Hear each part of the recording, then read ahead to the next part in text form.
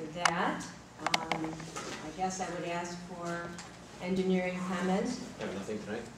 Thank you, Doug.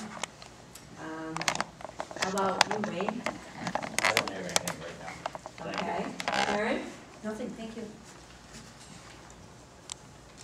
Brad? Nothing, thank you. Chris? Nothing, thank you. No. Shirley? Tracy? She's just waiting for us to get over.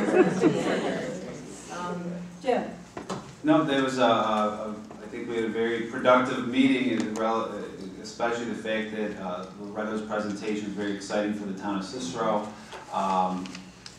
And also, I think another very, very exciting project is the Central Park that's going to help a lot of families out within the town be able to go to one central location as opposed to going throughout the town, whether it's ball fields and then the lighting for the football field is something they've been looking forward to for a number of years. So I think that'll be very, very exciting projects coming forward to improve the town greatly. So that's all. Thank you, Jim. Jessica? No. I'm afraid I'll start coughing. Okay. There was a question asked what was going on with Brewerton.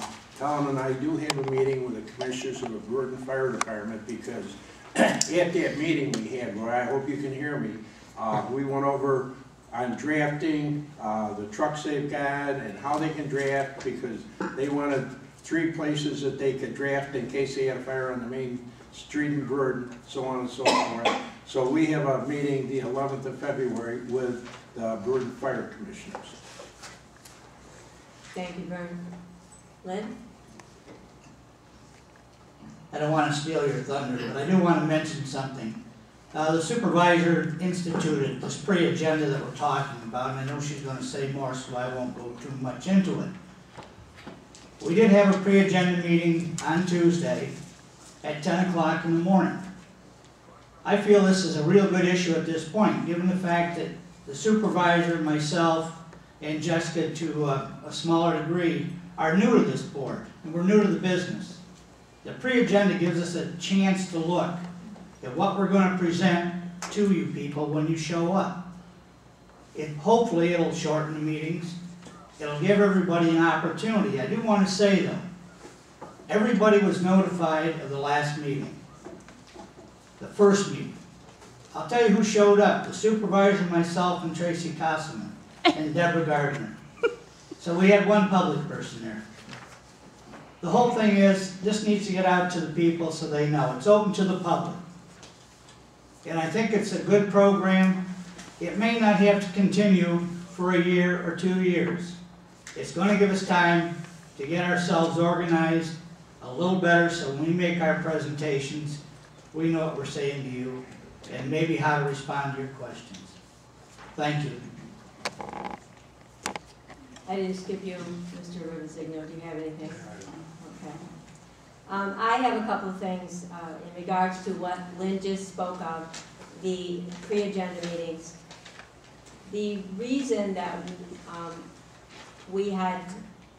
I had thought about this was informational, so that if there were questions that I had and anyone else on the board, that we could discuss them, and I knew no other way. Obviously, in order for it to be legal, is to form a pre-agenda meeting so that any discussion that could be had would be available to us, and also to the public. Obviously, with the public attending, it is strictly informational with no input. It's just a listening portion for the public to attend. And right now, we have, I have asked to establish the Tuesday morning. Right now, we're looking at 10 o'clock because we do have conflicts with the room. And to have these pre-agenda meetings until it becomes a point where they're not necessary. Also, I am appointing Pam Williamson, my secretary, as the constituent ombudsperson at this time. mainly, the purpose for this is to have a focal point for our constituents in the town, to have someone to come to for good things, bad things, comments, compliments, and we do like compliments. And also to, if there's problems within the town. Pam has experienced several different types of questions that have come into the supervisor's office. And we have a system in place where we have a form that is filled out with the person with their concern, complaint, or compliment. And they are available for folks if they have a question about it. And we are responding, and we show the response when it was responded to. So feel free, if you do have a concern or a compliment, we certainly would welcome all of it. And again, basically this is part of the open government that we're trying to bring to the folks of the town.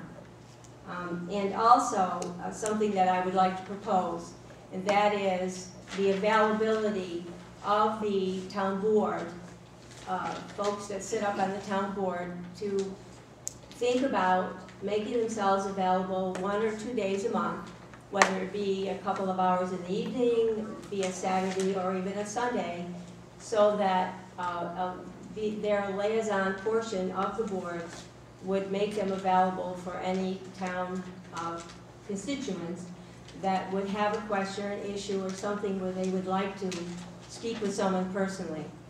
I'm not quite sure how we're going to institute this yet, and at our next pre-agenda meeting, I would like to bring that up so that we can discuss it further.